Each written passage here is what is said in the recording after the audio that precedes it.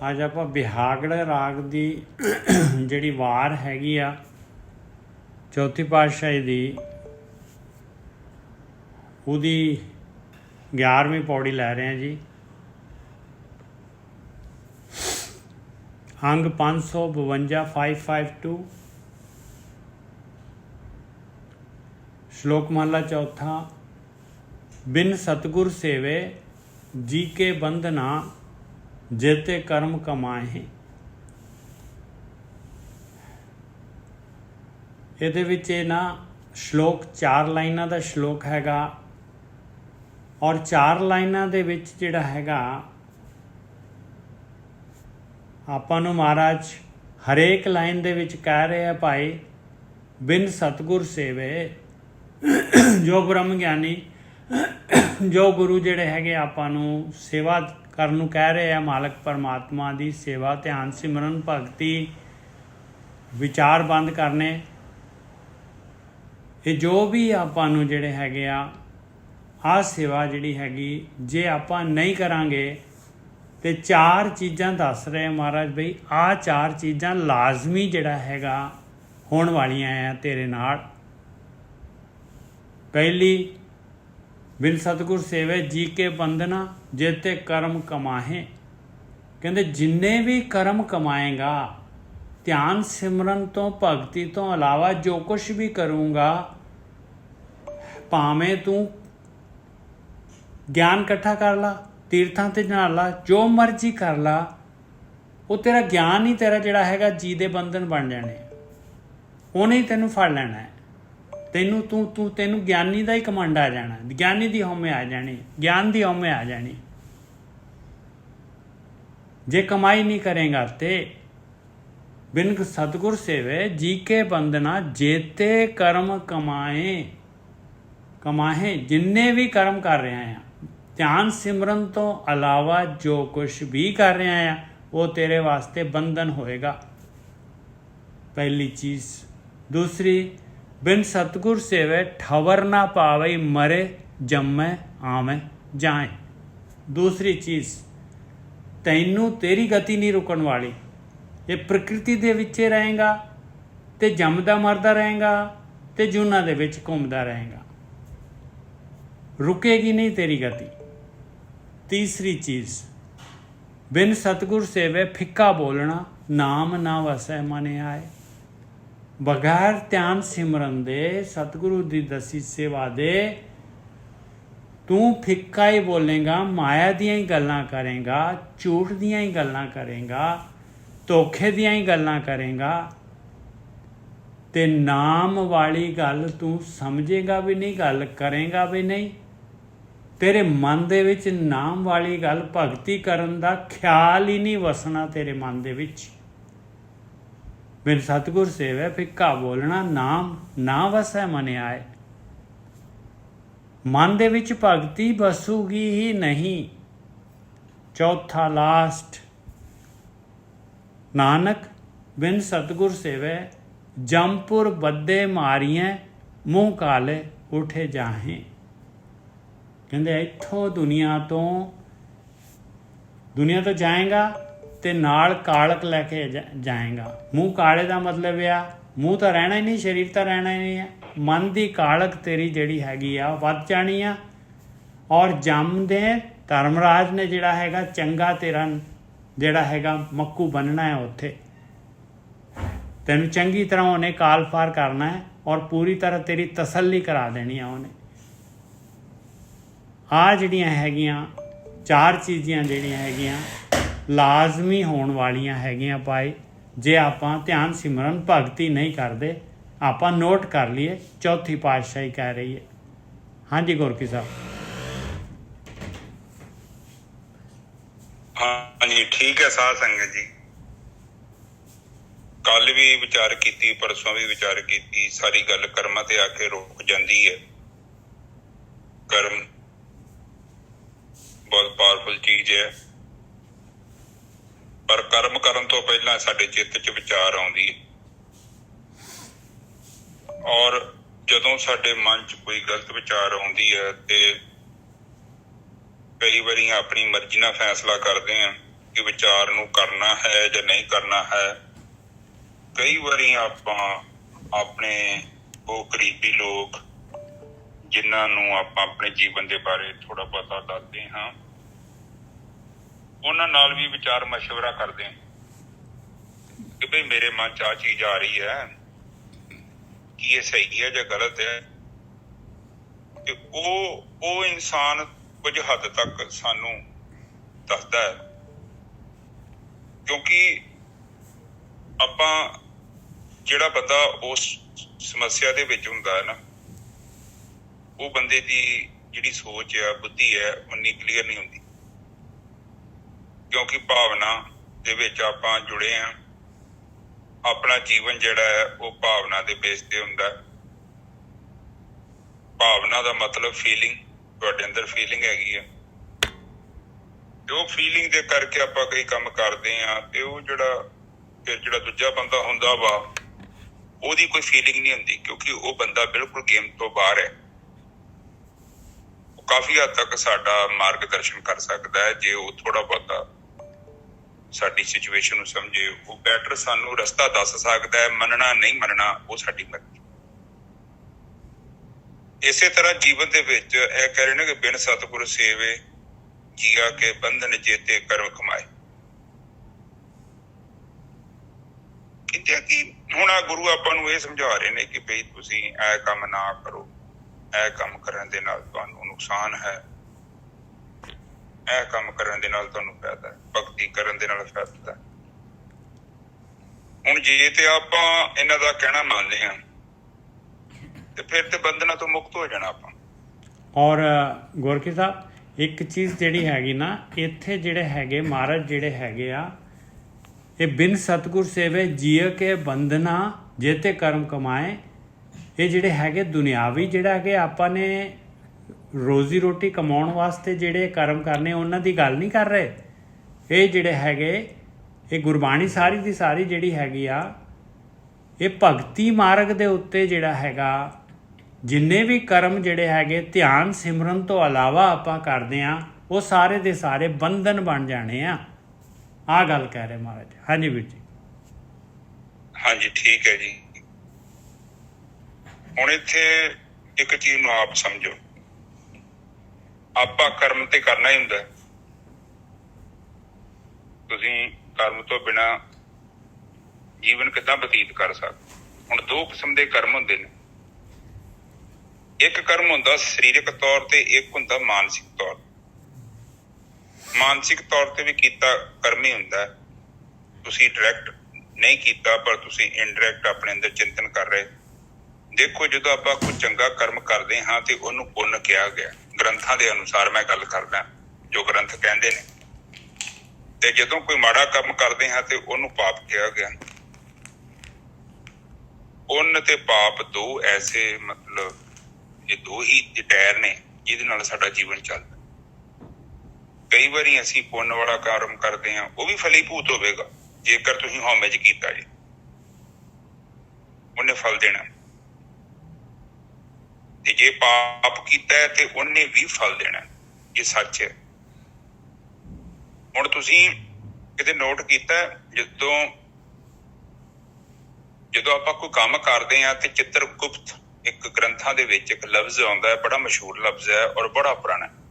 ਜਦੋਂ ਦੀ ਸ੍ਰਿਸ਼ਟੀ ਬਣੀ, ਜਦੋਂ ਦੀ, ਉਦੋਂ ਦਾ ਇਹ ਵਿਧਾਂਤ ਬਣਿਆ ਕਿ ਕੋਈ ਨਾ ਕੋਈ ਸਤਾ ਹੈਗੀ ਜਿਹੜੀ ਬੰਦੇ ਦੇ ਕਰਮਾਂ ਨੂੰ ਦੇਖਦੀ ਹੈ ਔਰ ਉਹਦੇ ਅਨੁਸਾਰ ਜੀਵਨ 'ਚ ਉਹਦੇ ਜੀਵਨ 'ਚ ਦੁੱਖ ਸੁੱਖ ਆਉਂਦੇ ਨੇ। ਉਹਦੀ ਕੁਛ ਨਾ ਕੁਛ ਬੈਕਗਰਾਉਂਡ ਹਿਸਟਰੀ ਹੁੰਦੀ ਹੈ। ਹੁਣ ਇੱਥੇ ਦੇਖਿਆ ਜਾਵੇ, ਜਿੱਦਾਂ ਤੁਸੀਂ ਮੋਬਾਈਲ ਦੇ ਵਿੱਚ ਵੇਖਿਆ ਨਹੀਂ, ਇੱਕ ਹਾਰਡ ਡਿਸਕ, ਉਹਦੇ 'ਚ ਹਾਰਡ ਦੀ ਮੈਮਰੀ ਹੁੰਦੀ, ਉਹਦਾ ਮੈਮਰੀ ਕਾਰਡ ਹੁੰਦਾ। ਮੈਮਰੀ ਕਾਰਡ, ਉਹ ਕਾਰਡ ਨਿੱਜਾ ਭਾਵੇਂ ਤੁਸੀਂ ਕੰਪਿਊਟਰ ਨੂੰ ਲਾ ਦਿਓ, ਭਾਵੇਂ ਤੁਸੀਂ ਮੋਬਾਈਲ ਨਾਲ ਲਾ ਦਿਓ, ਜਿਹੜੇ ਮਰਜ਼ੀ ਲੈਪਟਾਪ 'ਚ ਲਾ ਦਿਓ, ਉਹ ਮੈਮਰੀ ਕਾਰਡ 'ਚ ਜਿਹੜਾ ਡਾਟਾ ਹੈਗਾ ਨਿੱਜਾ ਸਾਹਿਬ ਲੈਪਟਾਪ ਨੇ ਉਹੀ ਦਿਖਾਉਣਾ ਜੀ। ਤੇ ਨਾਲੇ ਗੋਰਖੀ ਸਾਹਿਬ, ਲੈਪਟਾਪ ਜਾਂ ਮੋਬਾਈਲ ਦੇ ਵਿੱਚ ਐਸੀ ਐਪਸ ਹੁੰਦੀਆਂ ਹੈ ਕਿ ਜੋ ਕੁਛ ਵੀ ਆਪਾਂ ਕਰਾਂਗੇ ਉਹ ਸਾਰੀ ਦੀ ਸਾਰੀ ਆਪਣੀ ਕਿੱਧਰ ਗਏ ਆ, ਕੀ ਕੀਤਾ ਹੈ, ਕੀ ਦੇਖਿਆ ਹੈ, ਸਾਰੀ ਦੀ ਸਾਰੀ ਰਿਕਾਰਡ ਕਰ ਦੇਗਾ ਉਹ। ਹਾਂ, ਇਸੇ ਤਰ੍ਹਾਂ ਸਾਡਾ ਚਿੱਤਰਗੁਪਤ ਜਿਹੜਾ ਚਿੱਤ ਹੁੰਦਾ ਨਾ, ਤੁਹਾਡਾ ਚਿੱਤ, ਸਰੀਰ ਭਾਵੇਂ ਤੁਹਾਨੂੰ ਕੁਝ ਵੀ ਮਿਲ ਜੇ, ਪਰ ਹਾਰਡ ਡਿਸਕ ਕਿਹੜੀ ਆ ਤੁਹਾਡੀ ਚਿੱਤ ਦੀ ਹਾਰਡ ਡਿਸਕ ਨਾਲ ਜਾਣੀ ਆ। ਉਹ ਜਿਹੜੇ ਵੀ ਕੰਪਿਊਟਰ ਨਾਲ ਲੱਗੋਗੇ, ਸਰੀਰ ਭਾਵੇਂ ਨਿੱਜਰ ਸਭ ਕੋਈ ਵੀ ਹੋਵੇ। ਬਿਲਕੁਲ ਸਹੀ ਗੱਲ ਹੈ, ਬਿਲਕੁਲ ਸਹੀ ਗੱਲ ਹੈ। ਹਾਂ, ਇੱਕ ਖਾਸ ਕਰਕੇ ਗੱਲ ਦਾ ਧਿਆਨ ਰੱਖਣਾ ਹੈ। ਵੈਸੇ ਜਿਹੜੀ 84 ਲੱਖ ਜੂਨ ਹੈ ਨਾ, ਸਾਰੇ 84 ਲੱਖ ਜੂਨ ਨਹੀਂ ਭੋਗਦਾ ਕੋਈ। ਹੁਣ ਕੀ ਪਤਾ ਕਿੱਦਾਂ ਦੇ ਤੁਸੀਂ ਕਰਮ ਕੀਤੇ, ਤੁਸੀਂ ਕਿੰਨੀਆਂ ਜੂਨੀਆਂ ਭੋਗਣੀਆਂ। ਇਹ ਹਰ ਇੱਕ ਬੰਦੇ ਦਾ ਅਲੱਗ-ਅਲੱਗ ਪੈਰਾਮੀਟਰ ਹੋਵੇਗਾ। ਕਈ ਵਾਰੀ ਕਹਿੰਦੇ ਨੇ ਕਿ 84 ਲੱਖ ਜੂਨ ਚੋਂ ਲੰਘਣਾ ਪੈਣਾ। 84 ਲੱਖ ਜੂਨ ਚੋਂ ਲੰਘਦੇ ਆ ਆਪਾਂ, ਪਰ ਜਿਹੋ ਜਿਹਾ ਜੀਵਨ ਤੁਸੀਂ ਬਤੀਤ ਕੀਤਾ ਨਾ, ਹੁਣ ਕੀ ਪਤਾ ਕਿੱਦਾਂ ਦੇ ਕਰਮ ਕੀਤੇ। ਤੁਸੀਂ ਹੋ ਸਕਦਾ ਛੁਟਕਾਰਾ ਤੁਹਾਡਾ ਪਹਿਲਾਂ ਹੋ ਜਾਏ ਨਿੱਜਰ ਸਾਹਿਬ। ਬਿਲਕੁਲ ਸਹੀ ਗੱਲ ਹੈ, ਬਿਲਕੁਲ ਸਹੀ ਗੱਲ ਹੈ। ਹੁਣ ਤੁਸੀਂ ਕੋਈ ਗਲਤ ਰਸਤੇ ਜਾਓ ਤੇ ਤੁਸੀਂ ਕਿਲੋਮੀਟਰ ਗਏ, ਉੱਥੋਂ ਵਾਪਸ ਆ ਜਾਓ। ਹੁਣ ਤੁਸੀਂ 1000 ਕਿਲੋਮੀਟਰ ਦੂਰ ਚੱਲ ਕੇ ਗਲਤ ਰਸਤਾ, ਤੇ ਤੁਹਾਨੂੰ ਉੱਥੋਂ ਵਾਪਸ ਆਉਣਾ ਪੈਣਾ। ਤੇ ਜਿੰਨਾ ਤੁਸੀਂ ਗਏ ਜੋ, ਤੁਹਾਨੂੰ ਓਨਾ ਹੀ ਵਾਪਸ ਆਉਣਾ ਪੈਣਾ ਨਿੱਜਰ ਸਾਹਿਬ। ਤੁਹਾਨੂੰ 1000 ਦੀ ਸਜ਼ਾ ਨਹੀਂ ਮਿਲੇਗੀ। ਠੀਕ ਹੈ ਜੀ, ਬਿਲਕੁਲ। ਤੋ ਇਹ ਗੱਲਾਂ ਆਪਾਂ ਥੋੜੀਆਂ ਤੁਹਾਡੇ ਨਾਲ ਵਿਚਾਰ ਕੀਤੀਆਂ। ਹੁਣ ਦੇਖੋ, ਇੱਕ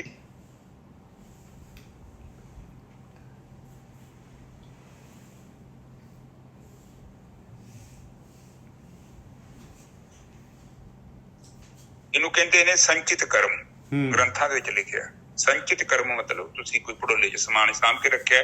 ਜਿੱਦਾਂ ਸਾਡੇ ਕੋਲ ਉੱਤੇ ਭੜੋਲਾ ਪਿਆ ਵਾ, ਅਸੀਂ 3-4 ਕੁਇੰਟਲ 5 ਕੁਇੰਟਲ ਕਣਕ ਖਰੀਦੀ, ਫਿਰ ਅਸੀਂ ਹੌਲੀ ਹੌਲੀ ਕਰਕੇ ਉੱਥੋਂ ਖਾਂਦੇ ਹਾਂ, ਕੱਟ ਕੇ ਤੋੜਾ ਮਹੀਨੇ ਤੱਕ ਕੱਢ ਕੇ। ਤੁਸੀਂ ਵੀ ਸਾਰੇ ਖਾਂਦੇ ਹੋ। ਇਸੇ ਤਰ੍ਹਾਂ ਤੁਹਾਡੇ ਕਰਮ ਨੇ ਜਿਹੜੇ ਤੁਸੀਂ ਕਾਰਨ ਸਰੀਰ ਦੇ ਵਿੱਚ ਸਟੋਰ ਕੀਤੇ ਨੇ, ਜਮਾ ਕਰਕੇ ਰੱਖ ਲਏ, ਉਹ ਬੰਦੇ ਨੂੰ ਭੋਗਣੇ ਪੈਂਦੇ ਆ। ਇਹ ਸੱਚ ਹੈ। ਹੁਣ ਉਹ ਜਿਹੜੇ ਕਰਮ ਭੋਗਣੇ ਪੈਂਦੇ ਆ, ਉਹ ਕਰਮ ਭੋਗਣੇ ਇੱਕ ਅਲੱਗ ਚੀਜ਼ ਆ, ਬਟ ਅੰਦਰ ਬੀਜ ਹੈਗੇ ਨੇ। ਹੁਣ ਦੇਖੋ, ਜ਼ਮੀਨ ਦੇ ਵਿੱਚ ਸੁੱਕੀ ਰੇਤਾ ਵਾ, ਸੁੱਕੀ ਮਿੱਟੀ ਆ, ਉਹਦੇ 'ਚ ਤੁਸੀਂ ਬੀਜ ਸੁੱਟੋਗੇ ਤੇ ਉੱਗਣਾ ਨਹੀਂ। ਕਿਉਂ ਨਹੀਂ ਉੱਗਣਾ? ਕਿਉਂਕਿ ਉਹਦੇ 'ਚ ਪਾਣੀ ਨਹੀਂ ਹੈਗਾ, ਨਮੀ ਚਾਹੀਦੀ ਹੈ। ਨਮੀ ਤੋਂ ਭਾਵ ਹੈ ਤੁਹਾਡੀ ਸੰਗਤ।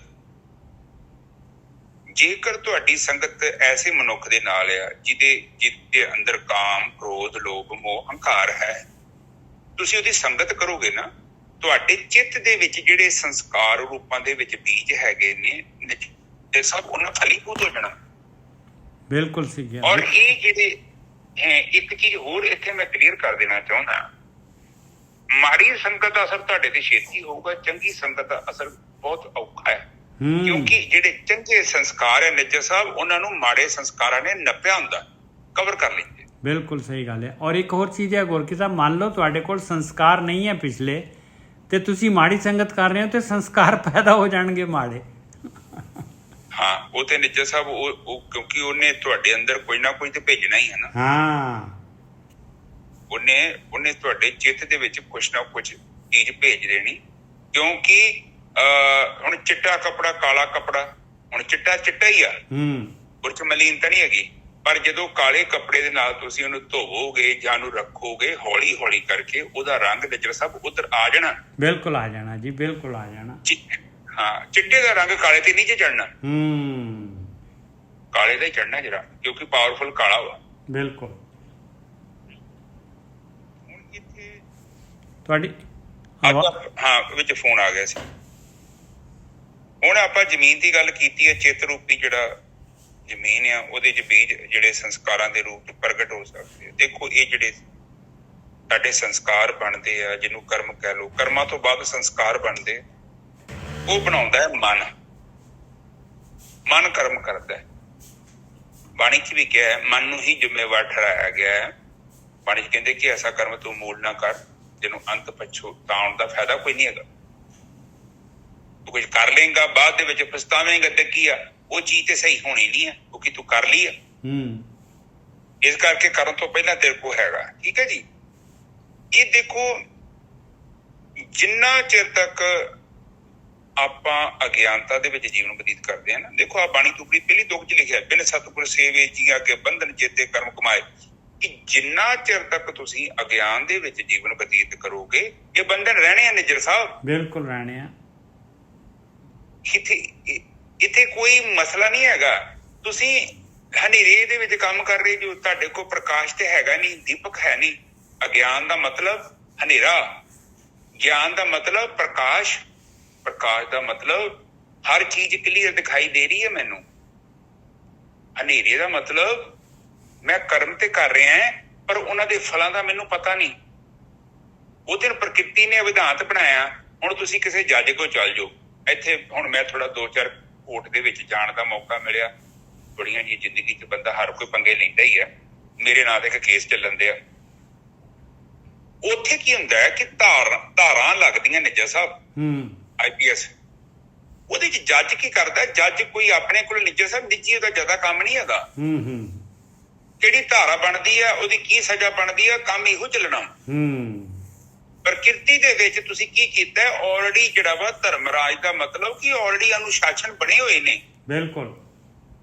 ਤੁਸੀਂ ਲੈਫਟ ਮੋੜੇ ਤੇ ਕੀ ਬਣੂਗਾ, ਰਾਈਟ ਮੋੜੇ ਤੇ ਕੀ ਬਣੂਗਾ, ਸਟ੍ਰੇਟ ਗਏ ਤੇ ਕੀ ਬਣੂਗਾ, ਉੱਪਰ ਗਏ ਤੇ ਕੀ ਬਣੂਗਾ, ਥੱਲੇ ਗਏ ਤੇ ਕੀ ਬਣੂਗਾ। ਇਹ ਤੁਸੀਂ ਕਿਹੜੇ ਕਿਹੜੇ ਕਰਮ ਕਰ ਰਹੇ ਜੋ ਨਿੱਜਰ ਸਾਹਿਬ ਉਹਦੇ ਆਲਰੇਡੀ ਜਿਹੜੇ ਕਰਮਾਂ ਦੇ ਫਲ ਹੈ ਨਾ ਉਹ ਡਿਜ਼ਾਈਨ ਕੀਤੇ ਆ ਪ੍ਰਕਿਰਤੀ। ਪ੍ਰੀ ਡਿਜ਼ਾਈਨਡ ਆ। ਹਾਂ, ਉਹਦੇ ਚ ਪ੍ਰਕਿਰਤੀ ਕੋਈ ਜ਼ਿਆਦਾ ਕੰਮ ਨਹੀਂ ਕਰਦੀ। ਧਰਮ ਦਾ ਮਤਲਬ ਇਹੋ ਹੀ ਆ ਕਿ ਤੁਸੀਂ ਜੋ ਕਰ ਰਹੇ ਉਹ ਆਟੋਮੈਟਿਕਲੀ ਤੁਹਾਡੀ ਜਿਹੜੀ ਚੇਤਨਾ ਉੱਧਰ ਚੱਲ ਜਾਂਦੀ ਹੈ। ਤੁਸੀਂ ਉੱਧਰ ਹੀ ਤੁਰ ਪੈਣਾ। ਹੁਣ ਤੁਹਾਡਾ ਕਾਰਨ ਸਰੀਰ ਚ ਜੋ ਤੁਸੀਂ ਸੰਚਿਤ ਕੀਤਾ ਉਹਨੇ ਤੁਹਾਨੂੰ ਉੱਧਰ ਲੈ ਜਾਣਾ। ਉਹ ਤੁਸੀਂ ਮੰਨੋ ਨਾ ਮੰਨੋ। ਹੁਣ ਕਈ ਬੰਦੇ ਕਹਿੰਦੇ ਆ ਉਹ ਭਾਜੀ ਉਹ ਕਿੰਨੇ ਵੇਖਿਆ ਅੱਜ ਦਾ ਦਿਨ ਮਿੱਠਾ ਤੇ ਕੱਲ ਦਾ ਕਿੰਨੇ ਡਿੱਠਾ। ਦੇਖੋ ਏਦਾਂ ਨਹੀਂ ਹੁੰਦਾ।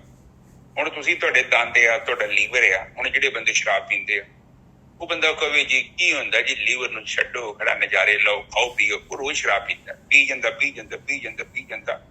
ਕੁਝ ਸਮੇਂ ਬਾਅਦ ਨਿੱਜਰ ਸਾਹਿਬ ਉਹ ਮਸ਼ੀਨ ਜਦੋਂ ਖਰਾਬ ਹੁੰਦੀ ਹੈ ਨਾ ਤੇ ਫਿਰ ਉਹ ਕਹਿੰਦਾ ਜੀ ਇਹ ਰੱਬ ਨੇ ਪਤਾ ਨਹੀਂ ਮੇਰੇ ਨਾਲ ਏਦਾਂ ਕਿਉਂ ਕਰਤਾ।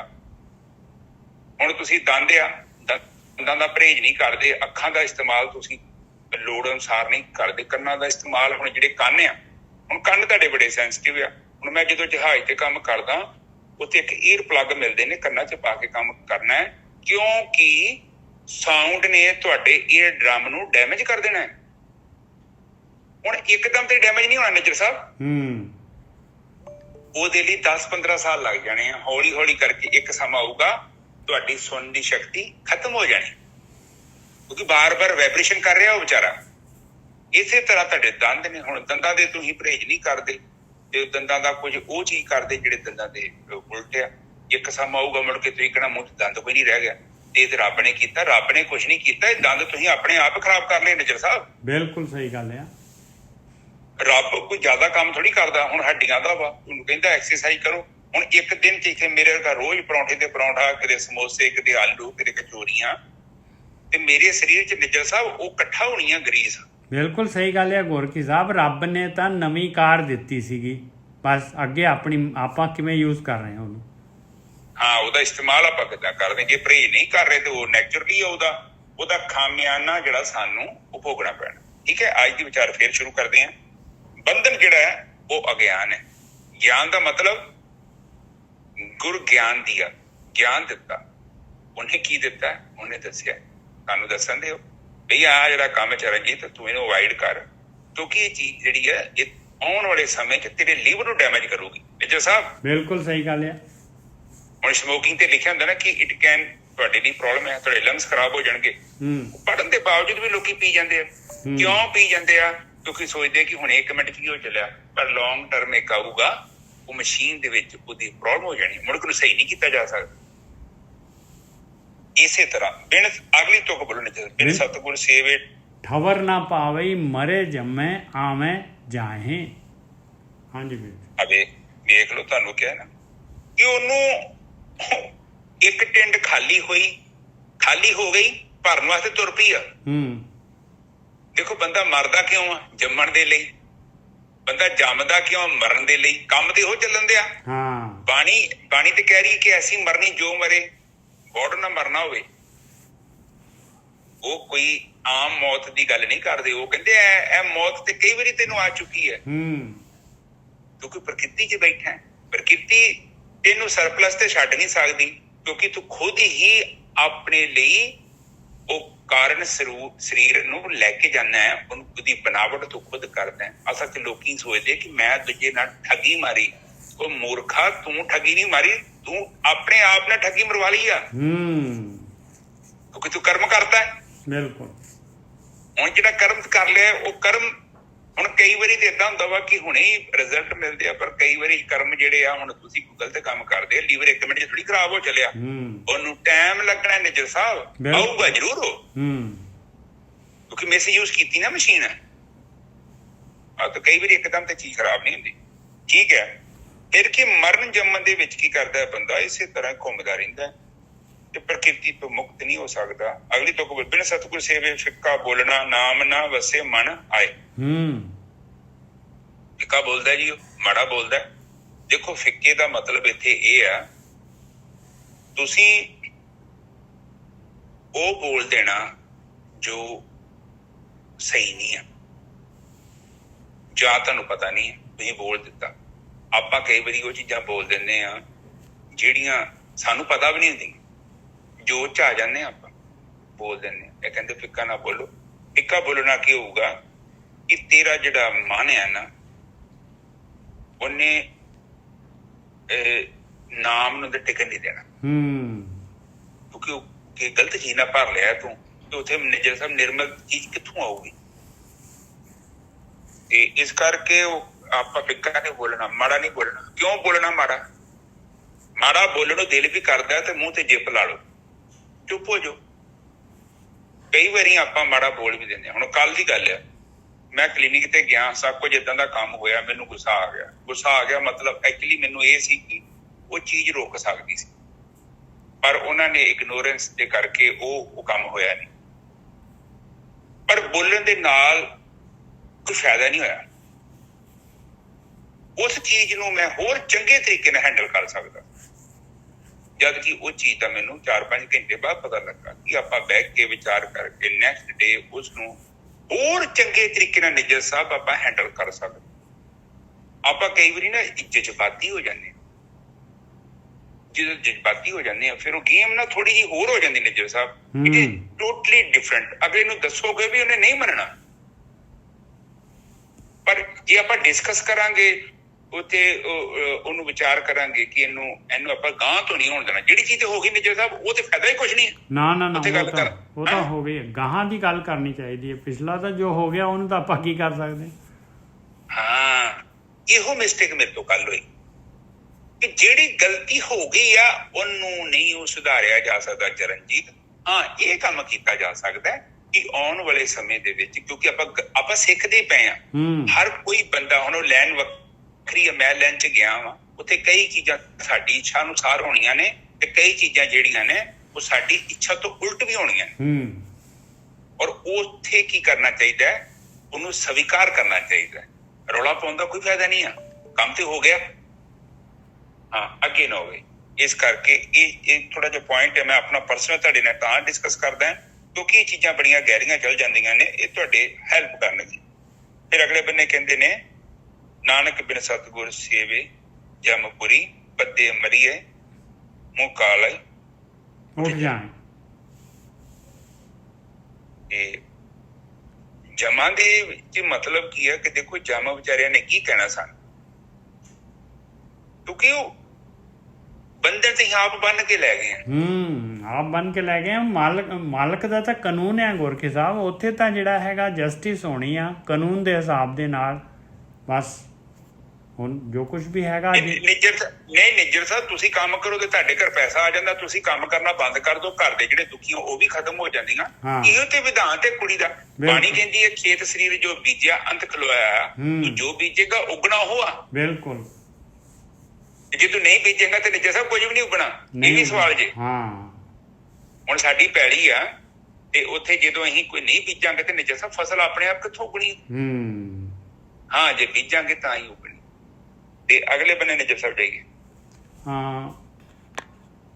ਮਹਲਾ ਤੀਜਾ, ਇੱਕ ਸਤਿਗੁਰ ਕੀ ਸੇਵਾ ਕरें ਝਾਕਰੀ, ਹਰ ਨਾਮੇ ਲਗੇ ਪਿਆਰ। ਆ ਦੇਖ ਲਓ ਭਾਈ, ਕਹਿੰਦੇ ਸਤਿਗੁਰੂ ਦੀ ਸੇਵਾ ਚਾਕਰੀ ਜੋ ਕਹਿ ਰਹੇ, ਸਤਿਗੁਰੂ ਕਹਿ ਰਹੇ ਵੀ ਧਿਆਨ ਸਿਮਰਨ ਕਰ, ਆਪਣੇ ਵਿਚਾਰ ਬੰਦ ਕਰ, ਆਪਣੇ ਮਨ ਤੇ ਕੰਟਰੋਲ ਕਰ। ਫਿਰ ਕਹਿੰਦੇ ਕੀ ਹੋ ਜਾਊਗਾ? ਕਹਿੰਦੇ ਪਏ ਤੈਨੂੰ ਨਾਮ ਦੇ ਨਾਲ ਪਿਆਰ ਲੱਗ ਜਾਊਗਾ, ਤੇਰਾ ਤੂੰ ਨਾਮ ਤਨ ਇਕੱਠਾ ਕਰਨ ਲੱਗ ਜਾਏਗਾ, ਤੇਰੇ ਅੰਮ੍ਰਿਤ ਪਿਆ ਹੈ, ਤੈਨੂੰ ਤਾਂ ਆਪਣੀ ਆਤਮਾ ਨੂੰ ਦੇਖਣ ਦੀ ਇੱਛਾ ਪੈਦਾ ਹੋ ਜਾਏਗੀ, ਤੇਰੇ ਅੰਦਰ ਖਿੱਚ ਪੈਦਾ ਹੋ ਜਾਏਗੀ। ਨਾਨਕ ਜਨਮ ਸਵਾਰਨ ਆਪਣਾ ਕੁਲ ਕਾ ਕਰਨ ਉਧਾਰ। ਔਰ ਉਹ ਜਿਹੜੇ ਹੈਗੇ ਆਪਣਾ ਜਨਮ ਸਵਾਰ ਲੈਂਦੇ ਆ। ਔਰ ਕੁੱਲ ਜਿੱਥੇ ਆਉਂਦਾ ਹਮੇਸ਼ਾ ਆਪਾਂ ਕੁੱਲ ਦੇ ਅਰਥ ਲੈਂਦੇ ਹਾਂ ਵੀ ਆਪਣੀ ਕੁੱਲ ਦਾ ਉਧਾਰ ਕਰ ਲੂਗੀ। ਇਹ ਕਿੰਨਾ ਕੁ ਵੱਡੀ ਗੱਲ ਹੋਈ ਭਾਈ, ਆਪਣੀ ਕੁੱਲ ਦਾ ਉਧਾਰ ਕਰਨਾ। ਕੁੱਲ ਦਾ ਮਤਲਬ ਹੁੰਦਾ ਹੈ ਟੋਟਲ ਉਹ ਜਿਹੜੇ ਹੈਗੇ ਜਿਨ੍ਹਾਂ ਨੇ ਆਪਣਾ ਜਨਮ ਸਵਾਰ ਲਿਆ, ਉਹ ਬ੍ਰਹਮ ਗਿਆਨੀ ਜਿਹੜੇ ਹੈਗੇ ਆ ਕੱਲੀ ਆਪਣੀ ਕੁੱਲ ਦਾ ਉਧਾਰ ਕਰਨਗੇ। ਉਹ ਤਾਂ ਸਾਰੀ ਦੁਨੀਆ ਦਾ ਉਧਾਰ ਕਰਦੇ ਆ ਭਾਈ। ਸਾਰੀ ਕੁੱਲ ਦੁਨੀਆ ਦਾ ਜਿਹੜਾ ਹੈਗਾ ਉਹਦੇ ਵਿੱਚ ਜਿਹੜੇ ਵੀ ਰਹਿੰਦੀ ਦੁਨੀਆ ਤੱਕ ਜਿਹੜਾ ਹੈ ਗਿਆਨ ਜਿਹੜਾ ਹੈਗਾ, ਗਿਆਨ ਤਾਂ ਕਦੀ ਜਿਹੜਾ ਹੈਗਾ ਸੱਚ ਪੁਰਾਣਾ ਨਾ ਥੀਏ, ਨਾਮ ਨਾ ਮੈਲਾ ਹੋਏ। ਨਾਮ ਨੇ ਕਿੱਥੋਂ ਮੈਲਾ ਹੋ ਜਾਣਾ ਹੈ। ਹਾਂਜੀ ਗੁਰਕੀ ਸਾਹਿਬ। ਹਾਂਜੀ ਠੀਕ ਹੈ ਜੀ। ਹੁਣ ਦੇਖੋ ਇੱਥੇ ਕਹਿ ਰਹੇ ਨੇ ਕਿ ਇੱਕ ਸਤਿਗੁਰ ਕੀ ਸੇਵਾ ਕਰੇ ਚਾਕਰੀ ਹਰ ਨਾਮ ਲੱਗੇ ਪਿਆਰ। ਹੁਣ ਚਾਕਰੀ ਦਾ ਮਤਲਬ ਇੱਥੇ ਕੋਈ ਝਾੜੂ ਮਾਰਨਾ ਨਹੀਂ ਸੇਵਾ। ਹਾਂ ਝਾੜੂ ਦਾ ਮਸਲਾ ਨਹੀਂ ਜੇਗਾ, ਕਿਉਂਕਿ ਝਾੜੂ ਮਾਰੋਗੇ ਤੇ ਨਾਮ ਕਿੱਥੋਂ ਮਿਲ ਜੂਗਾ। ਇਹ ਚੀਜ਼ ਨੂੰ ਆਪਾਂ ਅੰਡਰਸਟੈਂਡ ਕਰੀਏ। ਇੱਥੇ ਆਪਾਂ ਇਹ ਸਮਝੀਏ ਕਿ ਚਾਕਰੀ ਤੋਂ ਭਾਵ ਹੈ ਕਿ ਉਹਨਾਂ ਦੇ ਜਿਹੜੇ ਵਿਚਾਰ ਨੇ, ਉਹਨਾਂ ਦੇ ਜੋ ਨਿਰਦੇਸ਼ ਨੇ, ਜੋ ਕਹਿੰਦੇ ਨੇ ਕਰਨਾ ਹੈ ਕਿ ਨਹੀਂ ਕਰਨਾ ਹੈ, ਉਹਦੇ ਬਾਰੇ ਜਦੋਂ ਆਪਾਂ ਵਿਚਾਰ ਕਰਦੇ ਹਾਂ, ਆਪਣੇ ਅੰਦਰ ਚਿੰਤਨ ਕਰਦੇ ਹਾਂ, ਤੇ ਫਿਰ ਕੀ ਹੁੰਦਾ, ਸਾਡਾ ਨਾਮ ਦੇ ਨਾਲ ਪਿਆਰ ਲੱਗਦਾ। ਦੇਖੋ ਨਿੱਜਰ ਸਾਹਿਬ, ਹੁਣ ਆਪਾਂ ਬਾਣੀ ਚ ਇੱਕ ਤੋਕੀ ਹੁੰਦੀ ਨਾ, ਚੀਟਾਂ ਆਈ ਰੀਸ, ਏਦਾਂ ਦੀ ਚੀਟਾਂ ਆਈ ਰੀਸ, ਸੁਣ ਗੱਲਾਂ ਆਕਾਸ਼ ਕੀ, ਸੁਣ ਗੱਲਾਂ ਆਕਾਸ਼ ਕੀ, ਕੀਟਾਂ ਆਈ ਰੀਸ। ਹਾਂ, ਗੱਲਾਂ ਸੁਣੀਆਂ ਤੇ ਸੁਣ ਕੇ ਤੇ ਅੰਦਰ ਇੱਕ ਵਿਚਾਰ ਆਈ ਕਿ ਮੈਂ ਵੀ ਕਿਉਂ ਨਾ ਇਸ ਰਸਤੇ ਵਿੱਚ। ਹੁਣ ਦੇਖੋ ਆ ਕਥਾ ਦੇ ਵਿੱਚ ਆਪਾਂ ਸਤਿਗੁਰਾਂ ਦੀਆਂ ਗੱਲਾਂ ਸੁਣਦੇ ਹਾਂ, ਔਰ ਉਹ ਗੱਲਾਂ ਸਾਨੂੰ ਦੱਸ ਕੇ ਗਏ। ਇਹ ਗੱਲਾਂ ਜਿਹੜੀਆਂ ਨੇ ਪੜ੍ਹਨ ਦਾ ਵਿਸ਼ਾ ਹੈ, ਇਹ ਕੋਈ ਮਤਲਬ ਵਿਚਾਰ ਕਰਨ ਦਾ ਵਿਸ਼ਾ ਹੈ। ਇਹ ਪੜ੍ਹ ਕੇ ਉੱਤੋਂ ਦੀ ਲੰਘਣ ਦਾ ਵਿਸ਼ਾ ਨਹੀਂ ਹੈ। ਹੁਣ ਇਹ ਗੱਲ ਨੂੰ ਤੁਸੀਂ 1000 ਵਾਰ ਪੜ੍ਹ ਲਓ, ਕੀ ਮਿਲੂਗਾ ਤੁਹਾਨੂੰ? ਇੱਥੇ ਕੇਵਲ ਗੱਲ ਇੰਨੀ ਹੋਈ ਹੈ ਕਿ ਜੇਕਰ ਤੂੰ ਆਪਣੇ ਅੰਦਰ ਇਹਨਾਂ ਗੱਲਾਂ ਦਾ ਵਿਚਾਰ ਕਰਦਾ ਹੈ, ਫਿਰ ਇਹਨਾਂ ਤੇ ਅਸਰ ਵੀ ਕਰਦਾ ਹੈ। ਦੇਖੋ ਗੱਲ ਸੁਣੀ ਤੇ ਉਹਦਾ ਕੋਈ ਫਾਇਦਾ ਥੋੜ੍ਹੀ ਆ। ਹੁਣ ਆਪ ਇੱਕ ਚੀਜ਼ ਨੂੰ ਸੁਣੋ, ਆਤਮ ਗਿਆਨ ਪ੍ਰਾਪਤ ਕਰਨਾ ਹੈ, ਭਗਤੀ ਕਰਨੀ ਹੈ, ਇਹ ਕੋਈ ਬੋਲਣ ਦਾ ਵਿਸ਼ਾ ਥੋੜ੍ਹੀ, ਇਹ ਤੇ ਕਰਨ ਦਾ ਵਿਸ਼ਾ ਹੈ। ਹੁਣ ਤੁਸੀਂ ਫਸਲ ਦੇ ਬਾਰੇ ਬੋਲੀ ਜਾਓ, ਅੱਜ ਕਣਕ ਬੀਜਾਂਗਾ, ਫਿਰ 3 ਮਹੀਨੇ ਬਾਅਦ ਦੂਜੀ ਮਟਰ ਬੀਜਣੇ, ਫਲਾਣੀ ਫਸਲ ਬੀਜਣੀ, ਪਰ ਇਹ ਤੇ ਬੋਲਣ ਦੇ ਨਾਲ ਕੋਈ ਮਸਲਾ ਥੋੜ੍ਹੀ ਹੱਲ ਹੋਣਾ ਹੈ। ਤੁਹਾਨੂੰ ਪ੍ਰੈਕਟੀਕਲ ਜਾ ਕੇ ਉੱਥੇ ਨਿੱਜਰ ਸਾਹਿਬ ਖੇਤੀ ਕਰਕੇ ਉੱਥੇ ਬੀਜਣਾ ਪਊਗਾ। ਹੁਣ ਆਪਾਂ ਕੇਵਲ ਫਸਲਾਂ ਦੀਆਂ ਗੱਲਾਂ ਕਰੀ ਜਾਂਦੇ ਹਾਂ, ਹਾਂ ਬਈ ਅੱਜ ਫਸਲ ਬੀਜਣੀ ਹੈ, ਆਪਾਂ ਫਿਰ ਦੂਜੀ ਫਸਲ ਬੀਜਾਂਗੇ। ਇਹ ਬਾਣੀ ਚ ਕੇਵਲ ਫਸਲਾਂ ਦੀਆਂ ਗੱਲਾਂ ਕਰਨ ਦੇ ਨਾਲ ਮਸਲਾ ਨਹੀਂ ਜੇ ਹੱਲ ਹੋਣਾ। ਤੁਹਾਨੂੰ ਨਿੱਜਰ ਸਾਹਿਬ ਜੀਵਨ ਦੇ ਵਿੱਚ ਚੀਜ਼ਾਂ ਬੀਜਣੀਆਂ ਪੈਣੀਆਂ। ਬਿਲਕੁਲ। ਫਿਰ ਫਸਲ ਉੱਗਣੀ, ਫਿਰ ਨਾਮ। ਪਹਿਲਾਂ ਉਹ ਕਹਿੰਦੇ ਕਿ ਉਹਨਾਂ ਦੇ ਵਿਚਾਰ ਸੁਣੋ, ਫਿਰ ਉਹਨਾਂ ਨੂੰ ਲਾਗੂ ਕਰੋ। ਫਿਰ ਦੇਖੋ ਕਿ ਉਹ ਕਰਮਾਂ ਨੂੰ ਕਰਨ ਤੋਂ ਆਪਣੇ ਆਪ ਨੂੰ ਰੋਕੋਗੇ 2-4 ਮਹੀਨੇ, 5 ਮਹੀਨੇ, 6 ਮਹੀਨੇ, ਤੁਹਾਨੂੰ ਖੁਦ ਪਤਾ ਲੱਗ ਜਾਣਾ ਕੀ ਹੋਇਆ। ਹੁਣ ਜਦ ਬੁਰਾਈ ਜਿਹੜੀ ਇਹ ਪ੍ਰਗਟ ਆ, ਚੰਗਿਆਈ ਪ੍ਰਗਟ ਨਹੀਂ ਆ। ਹੁਣ ਜਦੋਂ ਚੰਗਿਆਈ ਨੂੰ ਪ੍ਰਗਟ ਕਰਨਾ ਹੈ, ਜਦ ਘੱਟ ਲੈਵਲ ਤੇ ਪ੍ਰਗਟ ਆ, ਇਹਦਾ ਮਤਲਬ ਕਿ ਜਿਹੜੀ ਸਪਲਾਈ ਬੁਰਾਈ ਨੂੰ ਜਾ ਰਹੀ ਹੈ ਉਹਨੂੰ ਘੱਟ ਕਰੀਏ। ਬਿਲਕੁਲ ਸਹੀ ਗੱਲ ਹੈ ਗੁਰਕੀ ਸਾਹਿਬ, ਬਿਲਕੁਲ ਸਹੀ ਗੱਲ ਹੈ। ਹੁਣ ਅੱਖਾਂ ਜਿਹੜੀਆਂ ਪਰਾਇਆ ਤਨ ਪਰਾਇਆ ਰੂਪ ਦੇਖ ਰਹੀਆਂ, ਉਹਨਾਂ ਨੂੰ ਰੋਕੋ ਭਾਈ। ਹਾਂ, ਉਹਨਾਂ ਨੂੰ ਰੋਕੋ। ਉਹਨਾਂ ਨੂੰ ਰੋਕਣ ਤੋਂ ਭਾਵ ਇਹ ਹੈ ਕਿ ਮਤਲਬ ਉੱਥੇ ਆਪਣੀ ਸੋਚ ਨੂੰ ਬਦਲੋ। ਬਿਲਕੁਲ। ਦੇਖੋ ਕਿ ਤੂੰ ਗਲਤ ਵੇਖ ਰਿਹਾ, ਉਹ ਚੀਜ਼ ਤੇਰੀ ਹੈ ਨਹੀਂ। ਤੂੰ ਪਰ ਇੱਥੇ ਤੇ ਨਿਆਣ ਬਾਣੀ ਕਹਿੰਦੀ ਛੋਟਾ ਬੱਚੇ ਨੂੰ ਲੇਤਣੀਆਂ ਮਾਰਦਾ ਜ਼ਮੀਨ ਤੇ, ਚੀਜ਼ ਮੰਗਦਾ ਤੁਹਾਡੇ ਤੋਂ, ਤੁਹਾਨੂੰ ਮਜਬੂਰ ਕਰ ਦਿੰਦਾ ਨਿੱਜਰ ਸਾਹਿਬ। ਬਿਲਕੁਲ। ਕਿ ਮੈਨੂੰ ਉੱਥੇ ਲੈ ਕੇ ਜਾਓ, ਤੁਸੀਂ ਦੇਖ ਲਓ ਕੀ ਮਜਾਲ ਹੈ, ਰੇਹੜੀ ਤੋਂ ਹਿੱਲ ਜੇ, ਤੁਹਾਨੂੰ ਚੀਜ਼ ਖਵਾ ਕੇ ਹੀ ਲੈ ਕੇ ਜਾਊਗਾ।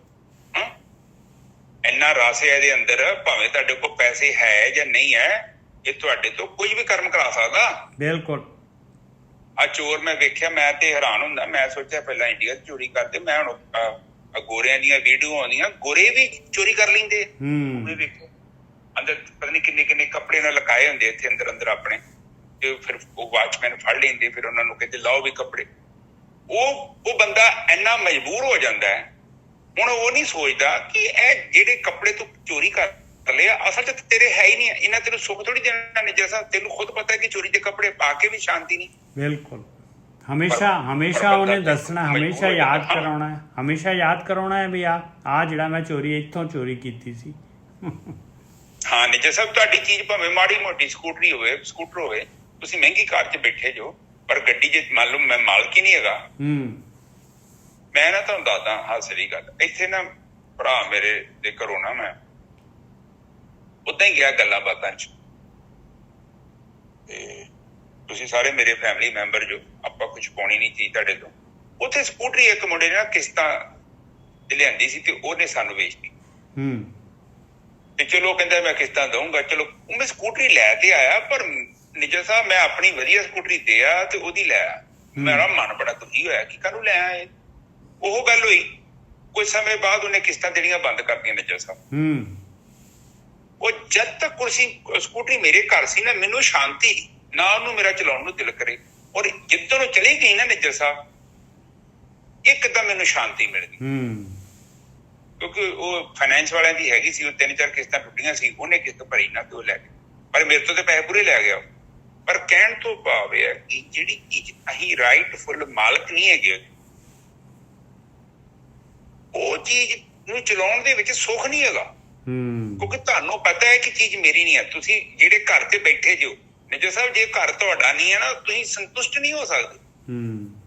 ਮੈਂ ਇਹ ਦੱਸਣਾ ਚਾਹੁੰਦਾ, ਕਿਉਂਕਿ ਉਹ ਆਪਣੇ ਨੂੰ ਤੇ ਮੈਂ ਪੈਸੇ ਦਿੱਤੇ, ਉਹਨੂੰ 35,000 ਰੁਪਏ ਦੇ ਕੇ ਲਿਆਇਆ ਵਾ, ਤੇ ਪਰ ਉਸ ਬੰਦੇ ਉਹਨੇ ਜਿਹੜਾ ਹੈਗਾ ਝੂਠੇ ਲੈ ਲਏ ਪੈਸੇ। ਹਾਂ, ਉਹਨੇ ਪੈਸੇ ਮੇਰੇ ਤੋਂ ਲੈ ਲਿਆ, ਉੱਥੇ 5-7,000 ਰੁਪਏ ਦੇ ਕੇ ਲਿਆਂਦੀ ਹੋਣੀ ਆ। ਉਹਦੀ ਜਿਹੜੀ ਠੱਗੀ ਸੀ 20-25-30,000 ਰੁਪਏ ਨੂੰ ਬਚ ਗਿਆ। ਸਹੀ ਹੈ ਨਿੱਜਰ ਸਾਹਿਬ? ਬਿਲਕੁਲ। ਹਾਂ, ਸੋ ਇਹ ਗੱਲਾਂ ਬਾਤਾਂ ਹੁੰਦੀਆਂ।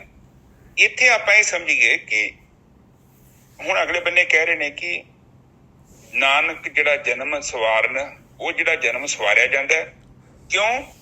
ਕਿਉਂਕਿ ਜਿਹੜੇ ਬੰਦੇ ਨੇ ਨਾਮ ਹੀ ਲੈ ਲਿਆ, ਨਾਮ ਦੀ ਭਗਤੀ ਕਰ ਲਈ ਆ, ਨਾਮ ਨੂੰ ਆਪਣਾ ਜੀਵਨ ਸਮਰਪਿਤ ਕਰਤਾ, ਤੇ ਨਿੱਜਰ ਸਾਹਿਬ ਉਹ ਤੇ ਆਟੋਮੈਟਿਕਲੀ ਉਹਦੇ ਸਾਰਾ ਕੁਝ ਸੌਰ ਗਿਆ ਉਹਦਾ।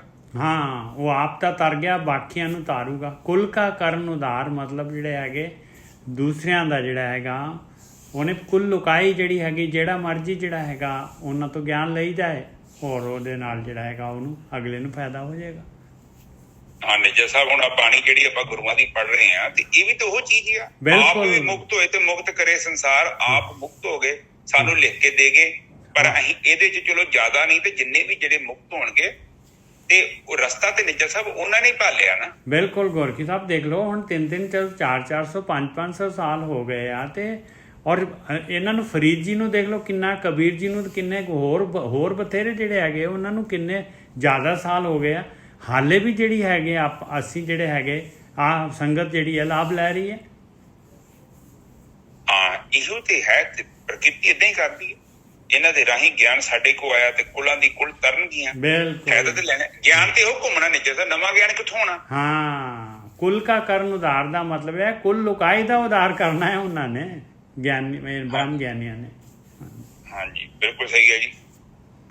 ਤੇ ਅੱਗੇ ਆ ਗਈ ਪੌੜੀ, ਆਪੇ ਚਾਟ ਸਾਲ ਆਪ ਹੈ ਪਾਂਦਾ, ਆਪੇ ਚਾਟੜੇ ਪੜਨ ਕੋ ਆਣੇ। ਆ ਜਿਹੜਾ ਮਾਲਕ ਪਰਮਾਤਮਾ ਨੇ ਜਿਹੜੀ ਹੈਗੀ ਆ ਸ੍ਰਿਸ਼ਟੀ ਬਣਾਈ ਹੋਈ ਆ, ਇਹਦੇ ਵਿੱਚ ਬ੍ਰਹਮ ਗਿਆਨ ਦਿੰਦਾ ਹੈ ਮਾਲਕ ਪਰਮਾਤਮਾ ਆਪ। ਇਹ ਜਿਹੜੀ ਮਾਲਕ ਨੇ ਜਿਹੜੀ ਹੈਗੀ ਹੈ ਸ੍ਰਿਸ਼ਟੀ ਬਣਾਈ ਆ, ਧਰਤੀ 'ਤੇ ਆਪਾਂ ਨੂੰ ਭੇਜਿਆ ਹੈਗਾ, ਇਹ ਜਿਹੜੀ ਚਾਟ ਸਾਲ ਆ, ਚਾਟ ਸਾਲ ਕਹਿੰਦੇ ਆ ਇਹ ਪਾਠਸ਼ਾਲਾ, ਜਿੱਥੇ ਚਾਟੜੇ ਕਹਿੰਦੇ ਆ ਸਟੂਡੈਂਟਸ। ਕਹਿੰਦੇ ਮਾਲਕ ਨੇ ਆਪ ਇਹ ਪਾਠਸ਼ਾਲਾ ਬਣਾਈ ਆ ਭਾਈ, ਆਪ ਹੀ ਪਾਠਸ਼ਾਲਾ ਬਣਾਈ ਮਾਲਕ ਨੇ, ਆਪ ਹੀ ਜਿਹੜਾ ਹੈਗਾ ਟੀਚਰ ਹੈਗਾ ਉਹ ਬ੍ਰਹਮ ਗਿਆਨੀਆਂ ਦੇ ਰੂਪ 'ਚ। ਆਪੇ ਚਾਟੜੇ ਪੜਨ ਕੋ ਆਣੇ, ਆਪ ਹੀ ਜਿਹੜੇ ਹੈਗੇ ਮਨੁੱਖੀ ਜੂਨ ਆਉਂਦੀ ਆ, ਉਹ ਚਾਟੜੇ ਆਉਂਦੇ ਆ ਪੜਨ ਵਾਸਤੇ। ਆਪੇ ਪਿਤਾ ਮਾਤਾ ਹੈ ਆਪੇ ਬਾਲਕ ਕਰੇ ਸਿਆਣੇ, ਉਹ ਮਾਂ ਪਿਓ ਵੀ ਆਪ ਹੀ ਆ ਮਾਲਕ ਪਰਮਾਤਮਾ। ਕਹਿੰਦੇ ਉਹ ਜਿਹੜਾ ਹੈਗਾ ਬੱਚਿਆਂ ਨੂੰ ਸਿਆਣਾ ਕਰ ਦਿੰਦਾ ਹੈ। ਇੱਕ ਤੈ ਪੜ੍ਹ ਬੁੱਝੈ ਸਭ ਆਪੇ, ਇੱਕ ਤੈ ਆਪੇ ਕਰੇ ਇਆਣੇ। ਹੁਣ ਇੱਕ ਜਿਹੜੇ ਹੈਗੇ ਕੈਟਾਗਰੀ ਹੈਗੀ ਐਸੀ ਬੱਚਿਆਂ ਦੀ ਕਿ ਉਹ ਜਿਹੜੇ ਪੜ੍ਹ ਕੇ ਬੁੱਝ ਲੈਂਦੇ ਆ ਔਰ ਸਿਆਣੇ ਹੋ ਜਾਂਦੇ ਆ।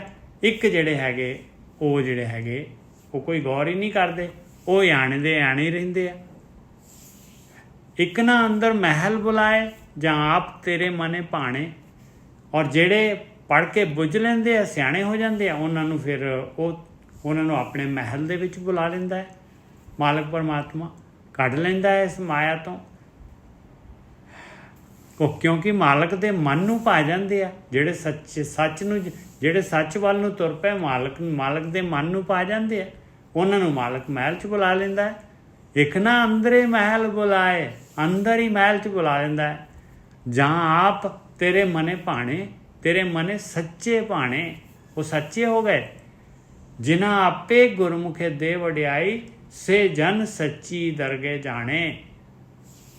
ਜਿਨ੍ਹਾਂ ਨੂੰ ਕਿਵੇਂ ਸੱਚੇ ਹੋ ਗਏ? ਕਿਉਂਕਿ ਉਹਨੇ ਬ੍ਰਹਮ ਗਿਆਨੀ ਮਿਲਾ ਦਿੱਤੇ, ਬ੍ਰਹਮ ਗਿਆਨੀ ਮਿਲਾ ਕੇ ਬ੍ਰਹਮ ਗਿਆਨੀਆਂ ਦੇ ਥਰੂ ਉਹਨਾਂ ਨੂੰ ਵਡਿਆਈ ਦੇ ਦਿੱਤੀ, ਅਤੇ ਉਹ ਸੱਚੀ ਦਰਗਾਹ ਦੇ ਵਿੱਚ ਜਿਹੜੇ ਹੈਗੇ ਉਹਨਾਂ ਦੀ ਸੋਭਾ ਹੋ ਗਈ। ਹਾਂਜੀ ਵੀਰ ਜੀ।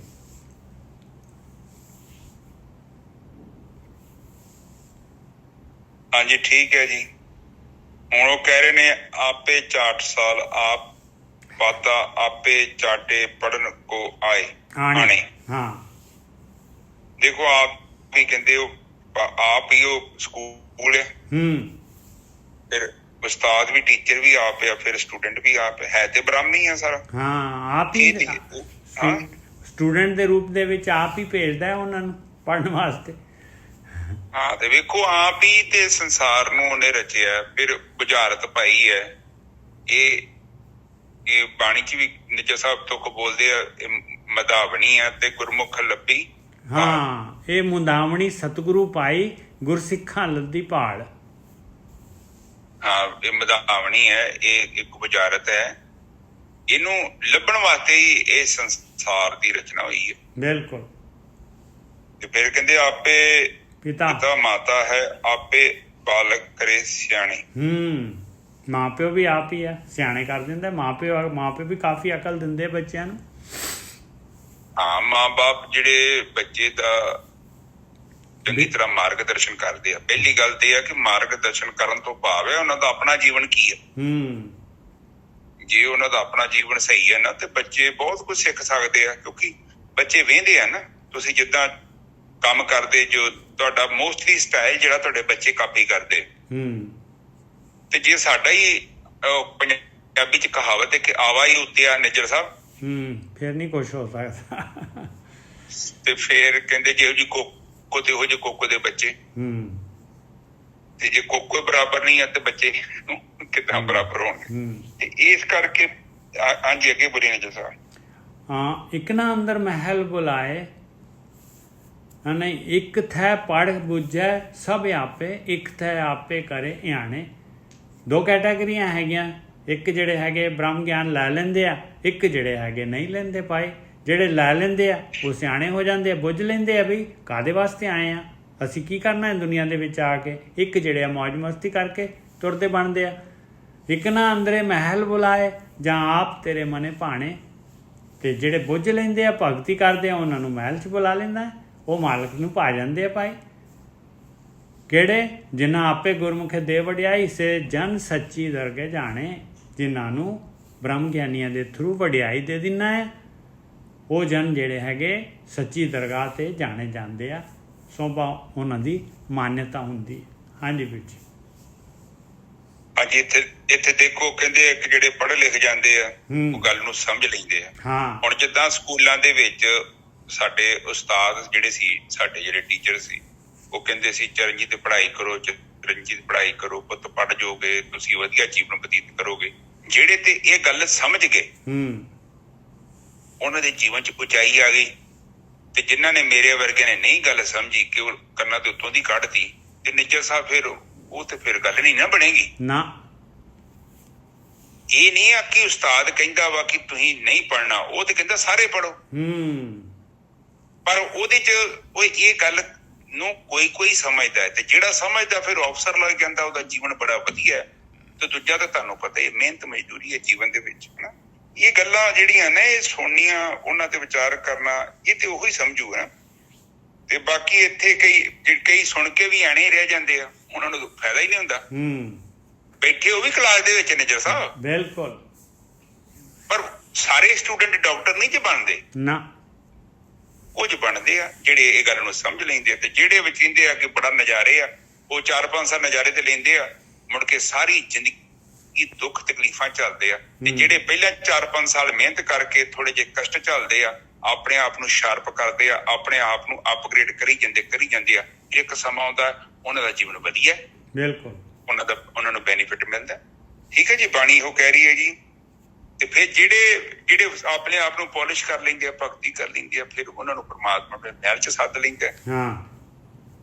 ਠੀਕ ਹੈ ਜੀ, ਬਸ ਇਹੀ ਗੁਰਮੁਖ ਵਿਦਿਆਈ ਸੇ ਜਨ ਸੱਚੀ ਦਰਗੇ ਜਾਣੇ, ਜਿੰਨਾ ਆਪੇ ਗੁਰਮੁਖ ਦੇ ਵਡਿਆਈ, ਇਸ ਤਰ੍ਹਾਂ ਵਡਿਆਈ ਦਿੰਦਾ ਉਹ ਬ੍ਰਹਮ ਗਿਆਨੀਆਂ ਦੇ ਥਰੂ, ਜਿਹੜੇ ਸੱਚ ਤੇ ਚੱਲਦੇ ਆ, ਤੇ ਉਹ ਸੱਚੀ ਦਰਗਾਹ ਦੇ ਵਿੱਚ ਜਾਣੇ ਜਾਂਦੇ ਆ। ਹਾਂਜੀ ਵੀ ਉਹਨਾਂ ਦਾ ਜੀਵਨ ਜਿਹੜਾ ਸਵਰਗ ਹੋ ਜਾਂਦਾ, ਸਾਫ਼ ਸੁਥਰਾ ਹੋ ਜਾਂਦਾ, ਔਰ ਉਹ ਇੱਕ ਬਹੁਤ ਖੂਬਸੂਰਤ ਜੀਵਨ ਪਹਿਲਾਂ ਹੰਡਾਉਂਦੇ ਨੇ, ਫਿਰ ਇਸ ਸੰਸਾਰ ਤੋਂ ਜਾਂਦੇ, ਉਹ ਵਾਪਸ ਚਲ ਜਾਂਦੇ। ਹਾਂਜੀ, ਉਹਨਾਂ ਦੇ ਮੁਖ ਉਜਲੇ ਹੋ ਜਾਂਦੇ। ਬਾਣੀ ਚ ਵੀ ਕਿਹਾ, ਜਿੰਨਾ ਨਾਮ ਧਿਆਇਆ ਗਏ ਮਸਕਤ ਕਾਲ, ਮਸਕਤ ਤੋਂ ਭਾਵ ਮਿਹਨਤ ਕੀਤੀ, ਕਾਲ ਨਾ ਕੀਤੀ, ਨਾਨਕ ਦੇ ਮੁਖ ਉਜਲੇ ਕੀਤੀ ਛੁੱਟੀ ਨਾਲ। ਉਹਨਾਂ ਦੇ ਮੁਖ ਜਿਹੜੇ ਨੇ ਉਜਲੇ ਹੋ ਜਾਂਦੇ। ਉਜਲੇ ਤੋਂ ਭਾਵ ਸੱਚੇ ਹੋ ਜਾਂਦੇ ਨੇ, ਉਹ ਸੱਚ ਆ ਜਾਂਦਾ ਉਹਨਾਂ ਦੇ ਵਿੱਚ। ਉਜਲੇ ਉੱਥੇ ਕੋਈ ਬਲਬ ਥੋੜੀ ਜਗਾ ਦਿੱਤਾ ਨਿੱਜਰ ਸਾਹਿਬ, ਸੱਚਾਈ ਆ ਗਈ, ਸੱਚ ਹੋ ਗਿਆ ਬੰਦਾ, ਉਹਦਾ ਹੀ ਮੁੱਖ ਉਜਲਾ ਹੈ। ਜਿਹੜਾ ਝੂਠ ਬੋਲਦਾ ਹੈ, ਜਿਹੜਾ ਘਰਦਿਆਂ ਦੇ ਸਾਹਮਣੇ ਵੀ ਝੂਠ ਬੋਲੀ ਜਾਂਦਾ, ਪਿੱਛੇ ਵੀ ਝੂਠ ਬੋਲੀ ਜਾਂਦਾ, ਦਿਲ ਚ ਬੇਈਮਾਨੀ ਹੈ, ਹਮੇਸ਼ਾ ਮਾੜੀ ਚੀਜ਼ ਬਾਰੇ ਸੋਚਦਾ, ਤੇ ਉਹਦੇ ਮੁੱਖ ਉਜਲਾ ਤੇ ਨਹੀਂ ਨਾ ਹੋਇਆ ਉਹਦਾ। ਨਹੀਂ, ਠੀਕ ਹੈ, ਅੱਜ ਦੇ ਵਿਚਾਰੇ ਇੱਥੇ ਸਮਾਪਤ। ਹਾਂਜੀ ਵੀਰ ਜੀ, ਬਿਲਕੁਲ, ਬਹੁਤ ਵਧੀਆ। ਗੁਰਕੀ ਸਾਹਿਬ ਇੱਕ ਕੁਐਸਚਨ ਹੈ ਨਿੱਜਰ ਸਾਹਿਬ ਨੂੰ ਵੀ ਕਾਫੀ ਦੇਰ ਦਾ ਮੇਰੇ ਮਨ ਚ ਹੈਗਾ, ਜਿਹੜਾ ਕਹਿੰਦੇ ਵੀ ਸਵਰਗ ਨਰਕ ਹੈਗਾ, ਸਵਰਗ ਨਰਕ ਦਾ ਕਨਸੈਪਟ ਸਾਰੇ ਕਹਿੰਦੇ ਆ ਵੀ ਅਸੀਂ ਜੋ ਚੰਗੇ ਕੰਮ ਕਰਾਂਗੇ ਸਵਰਗਾਂ 'ਚ ਜਾਵਾਂਗੇ। ਮੇਰੇ ਖਿਆਲ ਸਵਰਗ ਨਰਕ ਇਸ ਜ਼ਿੰਦਗੀ 'ਚ ਹੀ ਹੈ, ਕਿਉਂ? ਇਸ ਬਾਰੇ ਤੁਹਾਡਾ ਕੀ ਵਿਚਾਰ ਹੈ? ਦੇਖੋ ਹਾਂਜੀ ਨਿੱਜਰ ਸਾਹਿਬ ਬੋਲੋ। ਹਾਂ, ਇੱਕ ਸੈਕਿੰਡ, ਸੌਰੀ। ਬਾਣੀ ਦੇ ਵਿੱਚ ਆਉਂਦਾ ਹੈ ਕਿ ਪਿਸ਼ਤ ਦਾ ਮਤਲਬ ਹੁੰਦਾ ਸਵਰਗ, ਤੇ ਕਹਿੰਦੇ ਪਿਸ਼ਤ ਨਜ਼ੀਕ ਰਾਖ ਰਹਿਮਾਨਾ, ਕਹਿੰਦੇ ਸਵਰਗ ਮੇਰੇ ਵਾਸਤੇ ਕੀ ਆ? ਕਹਿੰਦੇ ਆਪਣੇ ਨੇੜੇ ਰੱਖ, ਹੇ ਰਹਿਮਾਨ, ਹੇ ਮਾਲਕਾ, ਆ ਸਵਰਗ ਆ। ਬ੍ਰਹਮ ਗਿਆਨੀ ਵਾਸਤੇ ਤਾਂ ਆ ਸਵਰਗ ਆ ਭਾਈ। ਬਾਕੀ ਜਿਹੜਾ ਹੈਗਾ ਦੇਵਤਿਆਂ ਵਾਲਾ ਜੀਵਨ ਜਿਹੜਾ ਹੈਗਾ, ਉਹਨਾਂ ਨੂੰ ਵੀ ਵਾਪਸ ਆਉਣਾ ਪਊਗਾ ਭਾਈ, ਪੋਸਟਾਂ ਹੈਗੀਆਂ, ਔਰ ਉਹ ਆਪਣੇ ਨਾਲੋਂ ਵਧੀਆ ਸਰੀਰ ਹੈ, ਉਹਨਾਂ ਦਾ ਵਧੀਆ ਸਹੂਲਤਾਂ ਹੈਗੀਆਂ, ਤੇ ਉਹ ਜਿਹੜੇ ਹੈਗੇ ਉਹ ਫਿਰ ਵੀ ਘੁੰਮ ਕੇ ਮਨੁੱਖ ਜੂਨ ਦੇ ਵਿੱਚ ਆ ਕੇ ਹੀ ਆਪਾਂ ਨੂੰ ਨਿਕਲਣਾ ਪਊਗਾ। ਹਾਂਜੀ ਗੋਰਖੀ ਸਾਹਿਬ। ਹਾਂਜੀ, ਏਦਾਂ ਹੈ ਜੀ ਸੁਖੀ ਜੀ, ਦੇਖੋ ਸਵਰਗ ਨਰਕ ਕੋਈ ਅਲੱਗ ਅਵਸਥਾ ਨਹੀਂ ਹੈਗੀ, ਏਦਾਂ ਦਾ ਕੋਈ ਜੀਵਨ ਨਹੀਂ ਹੈਗਾ ਕਿ ਉੱਥੇ ਨਰਕ ਬਣਿਆ ਸਵਰਗ ਬਣਿਆ, ਉਹ ਸਭ ਲੋਕਾਂ ਨੇ ਐਵੇਂ ਕਲਪਨਾ ਕੀਤੀਆਂ। ਸਵਰਗ ਕੀ ਹੈ? ਤੁਸੀਂ ਸਾਫ਼ ਸੁਥਰਾ ਜੀਵਨ ਬਤੀਤ ਕਰੋ, ਇਹੋ ਸਵਰਗ ਹੈ। ਤੇ ਜਿਹੜਾ ਬੰਦਾ ਕਾਮ, ਕ੍ਰੋਧ, ਲੋਭ, ਮੋਹ, ਹੰਕਾਰ ਚ ਬੈਠਾ ਨਿੱਜਰ ਸਾਹਿਬ, ਉਹ ਨਰਕ ਹੈ। ਤੁਸੀਂ ਕ੍ਰੋਧ ਚੜਾ ਕੇ ਆਪਣੇ ਆਪ ਨੂੰ ਦੇਖ ਲਓ, ਉਹ ਕੋਈ ਜੀਵਨ ਥੋੜੀ ਚੰਗਾ ਹੈ। ਸਾਰੀ ਸ਼ਕਤੀ ਤੁਹਾਡੀ ਪੀ ਲੈਣੀ ਆ, ਤੁਹਾਡੇ ਅੰਦਰ ਇੰਨੀ ਜ਼ਿਆਦਾ ਹਲਚਲ ਪੈਦਾ ਕਰ ਦੇਣੀ, ਕਿੰਨੇ ਦਿਨ ਤੱਕ ਤੁਹਾਨੂੰ ਮੁੜ ਕੇ ਪਛਤਾਵਾ ਲੱਗਾ ਰਹਿਣਾ ਕਿ ਮੈਂ ਏਦਾਂ ਕਿਉਂ ਕੀਤਾ। ਤੇ ਉਹ ਵੀ ਤੇ ਨਰਕੀ ਇੱਕ ਹਿਸਾਬ ਦਾ। ਬਿਲਕੁਲ। ਹੁਣ ਆਪਾਂ ਕੋਈ ਭੋਗਦੇ ਆ, ਹੁਣ ਇੱਕ ਵਾਅਦਾ ਕੀਤਾ ਸੀ ਆਪਣੇ ਨਾਲ ਕਿ ਇਹ ਕੰਮ ਨਹੀਂ ਕਰਨਾ, ਆਪਾਂ ਕਰਦੇ ਹਾਂ, ਤੇ ਫਿਰ ਕੋਈ ਦੁੱਖ ਹੀ ਲੱਗਦਾ। ਆਤਮਾ ਤੇ ਕਹਿੰਦੀ ਹੈ ਨਾ ਕਿ ਤੂੰ ਗਲਤ ਕੀਤਾ। ਰੌਲਾ ਤੇ ਪੈਂਦਾ ਨਾ ਨਿੱਜਰ ਸਾਹਿਬ ਅੰਦਰ। ਬਿਲਕੁਲ। ਤੇ ਤੁਸੀਂ ਕਿਸੇ ਦੀ ਮਦਦ ਕਰ ਦੋ ਤੇ ਆਪਾਂ ਐਵੇਂ ਚੌੜੇ ਹੋਈ ਜਾਂਦੇ ਆ ਕਿ ਮੈਂ ਵਧੀਆ ਕੰਮ ਕੀਤਾ। ਕਿੰਨਾ ਨਿੱਜਰ ਸਾਹਿਬ ਉਛਾਲ ਕਿੰਨਾ ਆਉਂਦਾ ਅੰਦਰ ਕਿ ਆਹ ਵੀ ਕੰਮ ਬਹੁਤ ਵਧੀਆ ਕੀਤਾ। ਸੋ ਕਰਮ ਸਵਰਗ ਦਾ ਮਤਲਬ ਇਹੋ ਹੀ ਹੈ ਕਿ ਵੈਸੇ ਤੇ ਇਹ ਵੀ ਹੈ ਕਿ ਆਫਟਰ ਲਾਈਫ 'ਚ ਵੀ ਬੰਦੇ ਨੂੰ ਇਹ ਚੀਜ਼ਾਂ ਭੋਗਣੀਆਂ ਪੈਂਦੀਆਂ ਨੇ। ਤੇ ਨਰਕ ਤੋਂ ਭਾਵ ਇਹੋ ਹੀ ਆ ਕਿ ਉਹਨੂੰ ਏਡਾ ਵਧੀਆ ਜੀਵਨ ਨਹੀਂ ਮਿਲਦਾ। ਭੋਗੀ ਜੂਨੀਆਂ ਜਾਊਗਾ, ਉੱਥੇ ਵਿਚਾਰਾ ਨਰਕੀ ਭੋਗਣ ਦਿਆ। ਹੁਣ ਤੁਸੀਂ ਵੇਖਿਆ ਕਈਆਂ ਕੁੱਤਿਆਂ ਨੂੰ ਕੀੜੇ ਪੈ ਜਾਂਦੇ ਨਿੱਜਰ ਸਾਹਿਬ, ਤੇ ਕਈਆਂ ਬੰਦਿਆਂ ਨੂੰ ਵੀ ਕੀੜੇ ਪੈ ਜਾਂਦੇ। ਮੈਂ ਖੁਦ ਵੇਖੇ, ਉਹਨਾਂ ਨੂੰ ਸਾਫ਼ ਕਰਨ ਵਾਸਤੇ ਕੋਈ ਨਹੀਂ ਹੈਗਾ। ਮਾੜੀ ਮੋਟੀ ਸੱਟ ਲਾ ਕੇ ਲੱਤਾਂ ਤੇ ਕਿਲੋ ਪੱਟੀਆਂ ਪੱਤੀਆਂ। ਇੱਥੇ ਆਮ ਹੀ ਦਰਬਾਰ ਸਾਹਿਬ ਲਾ ਕੇ ਬਾਹਰ ਵੇਖੋ, ਪਰੇ ਰੇਲਵੇ ਸਟੇਸ਼ਨ ਪਰੇ ਇੱਥੇ ਮੰਦਰਾਂ ਤੇ ਗਾੜੀ ਵਾਧੂ ਲੋਕ, ਤੇ ਉਹ ਕੋਈ ਜੀਵਨ ਨਰਕੀ ਆ। ਤੇ ਕਈ ਬੰਦਾ ਵੇਖੋ ਜਿਹੜੇ ਵਧੀਆ ਜੀਵਨ ਬਤੀਤ ਕਰ ਰਹੇ ਨੇ, ਉਹ ਬੰਦਗੀ ਕਰ ਰਹੇ ਨੇ, ਭਗਤੀ ਕਰਦੇ ਆ, ਆਪਣੇ ਜੀਵਨ ਦੀ ਕੀਮਤ ਨੂੰ ਸਮਝਦੇ ਆ, ਉਹਨੂੰ ਮਿਸਯੂਜ਼ ਨਹੀਂ ਕਰਦੇ, ਉਹ ਸਵਰਗੀ ਹੈ। ਅੱਜ ਦੇ ਵਿਚਾਰ ਇੱਥੇ ਸਮਾਪਤ। ਠੀਕ ਹੈ ਜੀ, ਥੈਂਕ ਯੂ ਜੀ, ਥੈਂਕ ਯੂ। ਇੱਕ ਓਮਕਾਰ ਸਤਨਾਮ ਕਰਤਾ ਪੁਰਖ ਨਿਰਭਉ ਨਿਰਵੈਰ ਅਕਾਲ ਮੂਰਤ ਅਜੂਨੀ ਸੈਭੰ ਗੁਰ ਪ੍ਰਸਾਦ। ਇਹ ਮੇਰੇ ਪਿਤਾ ਗਰੀਬ ਨਵਾਜ ਬਾਣੀ ਪੜ੍ਹਦੇ ਆ, ਵਿਚਾਰ ਕਰਦੇ ਆ, ਬਾਣੀ ਸਰਵਣ ਕਰਦੇ ਆ। ਅਨੇਕਾਂ ਪ੍ਰਕਾਰ ਦੀਆਂ ਭੁੱਲਾਂ ਤੇ ਗਲਤੀਆਂ ਹੋ ਗਈਆਂ, ਨਿਦਾਨ ਵਿੱਚ ਸੁਣ ਕੇ ਮਾਫ ਕਰੋ। ਅੱਗੇ ਤੋਂ ਸ਼ੁੱਧ ਤੇ ਸਪਸ਼ਟ ਬਾਣੀ ਪੜ੍ਹਨ ਦੀ ਆਗਿਆ ਬਖਸ਼ਣੀ। ਆਈ ਸੰਗਤ ਦੀ ਹਾਜ਼ਰੀ ਆਪਣੇ ਦਰ ਤੇ ਪ੍ਰਵਾਨ ਕਰਨੀ, ਦੇਨ ਰੁਕਤਾ ਬਖਸ਼ਣੀ, ਸਮੱਤ ਬਖਸ਼ਣੀ। ਵਾਹਿਗੁਰੂ ਜੀ ਕਾ ਖਾਲਸਾ, ਵਾਹਿਗੁਰੂ ਜੀ ਕੀ ਫਤਿਹ। ਇੱਕ ਮੇਰੇ ਪਿਤਾ ਅਰਦਾਸ ਹੈ, ਇੱਕ ਮਾਤਾ ਆਪਣੇ ਪਰਿਵਾਰ ਦੀ ਸੁੱਖ ਸ਼ਾਂਤੀ ਦੀ ਅਰਦਾਸ ਕਰਵਾ ਰਹੇ ਨੇ। ਉਹ ਕਹਿੰਦੀ ਹੈ ਕਿ ਕੋਈ ਜੀਵਨ ਦੇ ਵਿੱਚ ਥੋੜਾ ਜਿਹਾ ਸੰਘਰਸ਼ ਚੱਲ ਰਿਹਾ ਹੈ, ਕੋਈ ਪੁਰਾਤਨ ਸੰਸਕਾਰ ਨੇ ਜਿਹਦੇ ਕਰਕੇ ਲੋੜ ਤੋਂ ਜ਼ਿਆਦਾ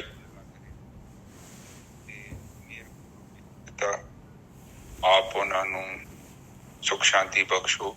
ਕੰਮ 'ਚ ਜੋ ਰੁਕਾਵਟ ਆ ਰਹੀ ਉਹਨੂੰ ਦੂਰ ਕਰੋ ਮੇਰੇ ਮਨ, ਬਿਰਤੀ ਨਾ ਜਾਏ ਜਨ ਕੀ ਅਰਦਾਸ। ਵਾਹਿਗੁਰੂ ਜੀ ਕਾ ਖਾਲਸਾ, ਵਾਹਿਗੁਰੂ ਜੀ ਕੀ ਫਤਿਹ।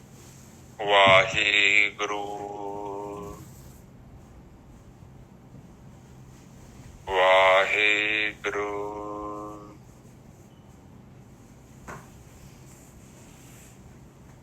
ਵਾਹਿਗੁਰੂ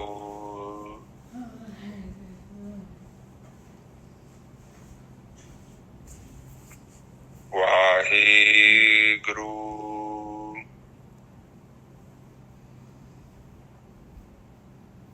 ਵਾਹਿਗੁਰੂ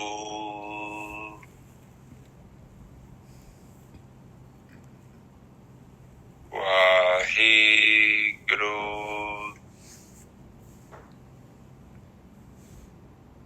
ਵਾਹਿਗੁਰੂ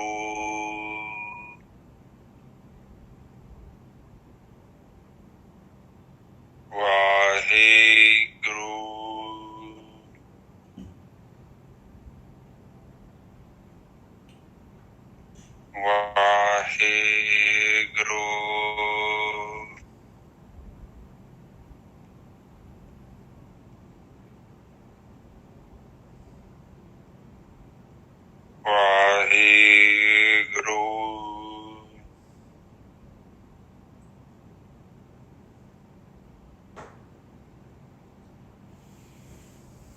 ਵਾਹਿਗੁਰੂ ਵਾਹਿਗੁਰੂ ਵਾਹਿਗੁਰੂ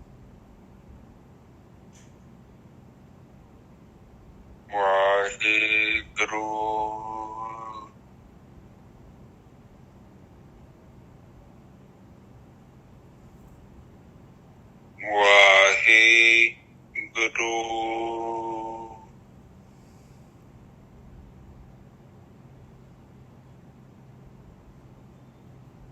ਵਾਹਿਗੁਰੂ ਵਾਹਿਗੁਰੂ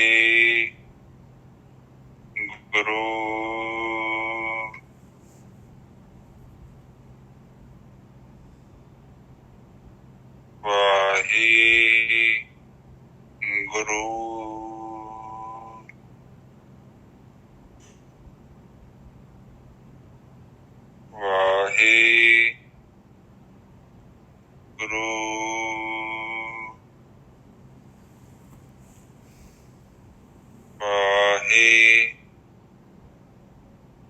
ਵਾਹਿਗੁਰੂ। ਸਾਧ ਸੰਗਤ ਜੀ ਤੁਸੀਂ ਚੁੱਪ ਹੋ ਜਾਓ। ਵਾਹਿਗੁਰੂ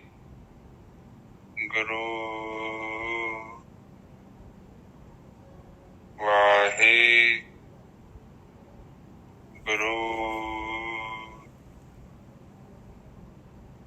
ਵਾਹਿਗੁਰੂ ਵਾਹਿਗੁਰੂ ਵਾਹਿਗੁਰੂ ਵਾਹਿਗੁਰੂ ਵਾਹਿਗੁਰੂ ਵਾਹਿਗੁਰੂ ਜੀ ਕਾ ਖਾਲਸਾ ਵਾਹਿਗੁਰੂ ਜੀ ਕੀ ਫਤਿਹ।